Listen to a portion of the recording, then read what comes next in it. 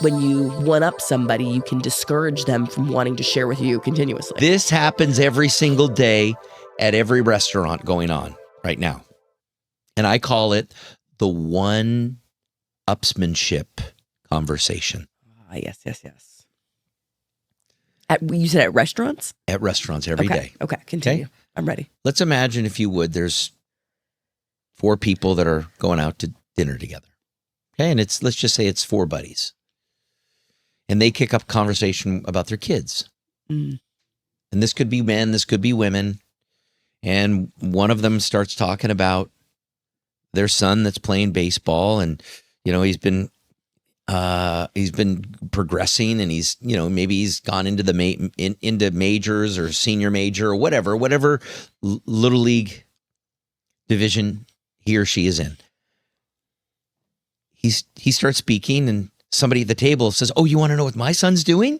I've got a story. My son's doing it. My son is also involved in baseball, and he's just starting in high school." And then that person starts speaking, and then the other person says, "Oh, you know what? Yeah, my son is also, or my daughter is in dance."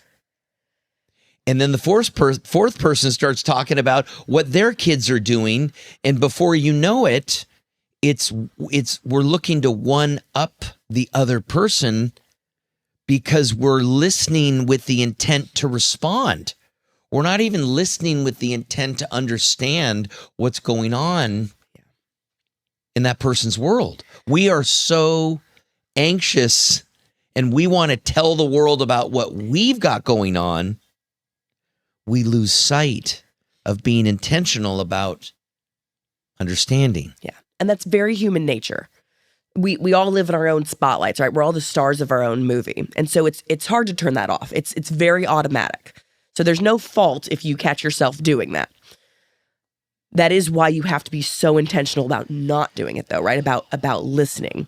Because what's happening is that the first person who's telling the story is sharing their experience, but you diminish their experience the second that you start to make it about yourself. And that's such a dangerous.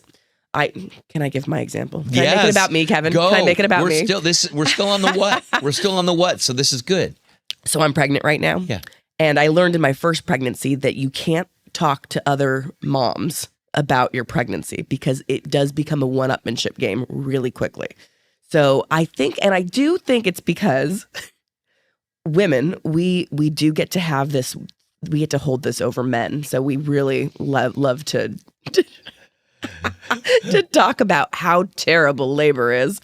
And so the war stories you will hear in a delivery room are so immediate and so ready to tell you the what they had to battle through and the pain, and they messed up my medication, or I had to do this and it wore off and it was terrible and blah blah blah. Like, they're so ready to share their war stories with you that it becomes diminishing for the experience of what should be really every individual woman's best moment of her life, which is that she birthed a child. And so it's so difficult to, like, for me at least, to want to be able to share my experience with other people, because when I get to my story, I'm like, my childbirth was like really easy, you guys. Like, I got an epidural, and honestly, the movies are lying to you. There is no drama in that delivery room. Like, it was easy peasy. Like, and so it's interesting because that's the real world example that I experience all the time. And it's like what you wanted when you first started talking about your childbirth or your current pregnancy, or you're talking about your kids, what you wanted was just to share your experience. But what you're getting instead is a competition. And it's like, well, I didn't want to compete. I just wanted to share my experience. And so it can actually, when you one up somebody, you can discourage them from wanting to share with you continuously. Which is, again, why my ongoing narrative is that my labor was really easy, guys. It was. You also see this a lot with, like, how much money somebody spends or saves. They're like, oh, my car is the most expensive one right now in the parking lot. Versus the other one, it's like, oh my gosh, I saved more money than anybody else when I bought that car. Let me tell you what a deal I got. Exactly. So it's the one-upsmanship, like a double negative. Totally. Easy traps that we fall into. Yeah. Totally. Yeah. Mm-hmm. And if we're staying on what this is and why we're poor at listening, you can look no further than our education system. We spent 12 years, some of us 16, some of us more. even 18, maybe 20. If you're a doctor, 22 years going through school. And throughout that time, we had classes where we learned how to read, we learned how to write, and we learned how to speak.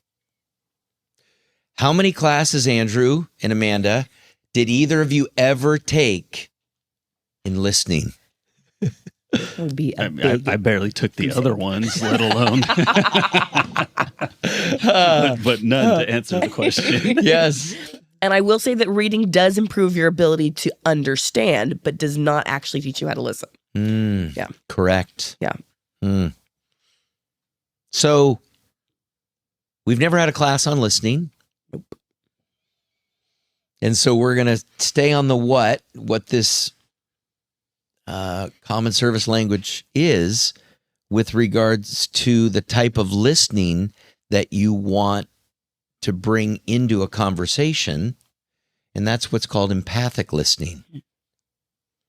Empathic listening, again, you have to be ready and intentional, like you said, and focused on the person. And you have to be intentional that you prevent yourself from diminishing. The word that you used earlier is, the last thing I want to do is diminish Amanda and diminish Amanda's excitement. And I truly believe that we want for Amanda to enjoy herself, yet we get so caught up in our own home movie that we just all of a sudden puke all over her about my pregnancy. Yeah. Or my kids, or my financial wherewithal. Yeah. Because I really believe that the last thing people want to do is diminish the other person, yet they do it every single day.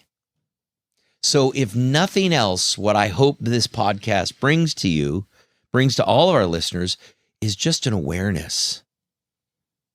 Just be aware. Am I listening? Am I empathic listening, which we're going to talk about in a second? How am I doing with managing my question to statement ratio? Am I asking more questions of interest? Or am I just making statements about me, me, me?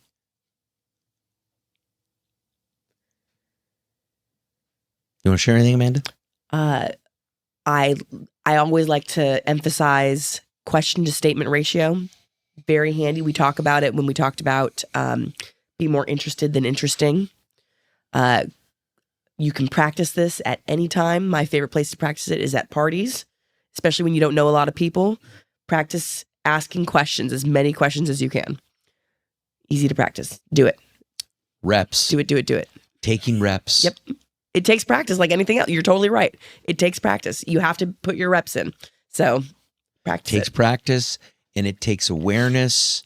It takes being intentional, and it takes being okay that you take the spotlight off yourself. Yeah.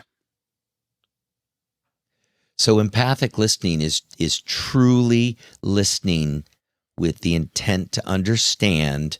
It's a deep rooted empathy. Like empathic comes from the word empathy, right? Mm-hmm. And different than sympathy, Amanda, which sympathy is more like Mother Teresa. Mm-hmm. And, oh gosh, I want to save the world, and I want to listen to Amanda because I want to just save her.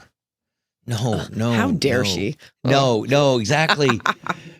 Where empathy is the ability to be able to walk in your shoes or the other person's shoes, see it from their perspective.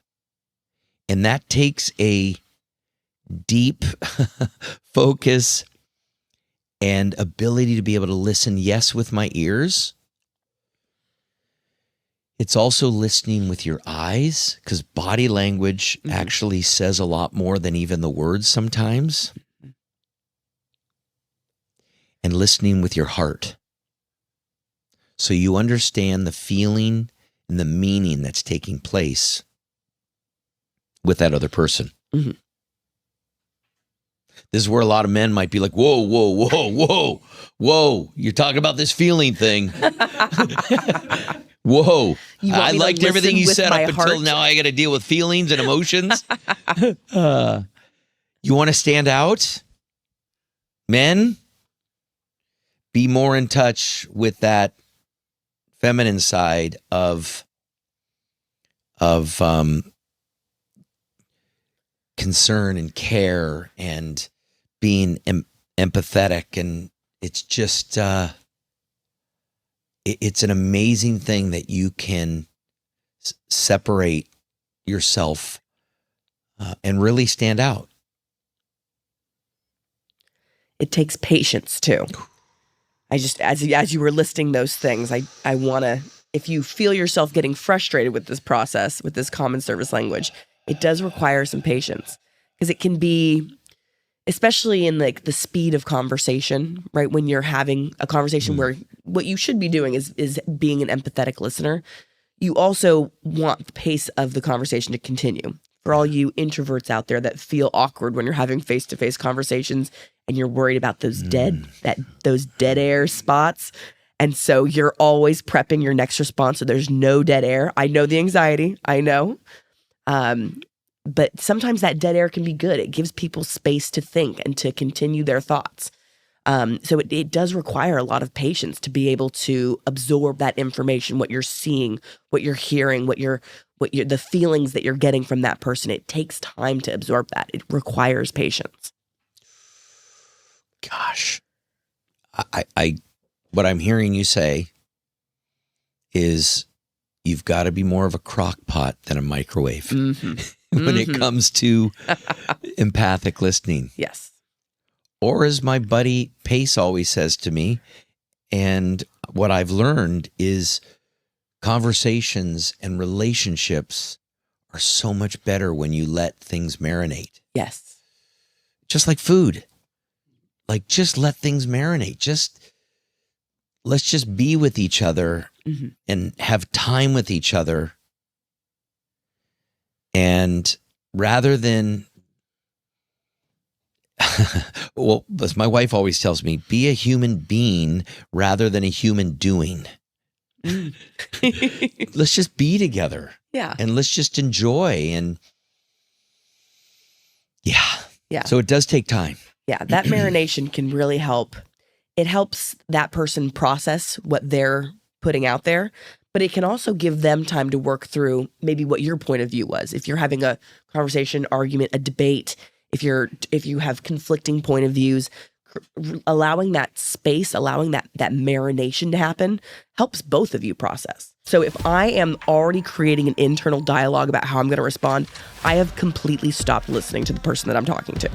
I have no ability to listen to them at the same time because I'm already formulating my response because I've already decided what the rest of their story is. Focus, especially in today's world, is a superpower. If you can learn